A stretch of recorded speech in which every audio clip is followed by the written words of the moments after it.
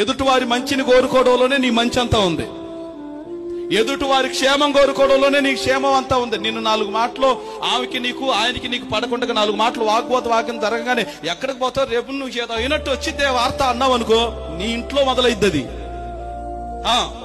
ఏది విత్తుతామో అదే కోస్తాం. నేను మీకు తల్లకిందులుగా తపస్సు చేయమని చెప్పను. ఈ రోజు ఒకటే చెప్తాను, మీకు మంచి జరగాలంటే ఎదుటి వారి మంచిని కోరుకోండి. మీరంతే. మీకు క్షేమం కలగాలంటే ఎదుటివారు క్షేమంగా ఉండాలని కోరుకోండి. మీకు మేలు కలగాలంటే ఎదుటి వారి మేలును కోరుకునే వారిగా మీరుండండి. మొదట ఎక్కడి నుంచో మొదలవదు ఆశీర్వాదం, ఎక్కడి నుంచో మొదలవదు శాపం. అంత మన నోట్లో నుండే మొదలై బయటకు వచ్చింది, మన హృదయంలో నుండే బయటకు వచ్చింది. అది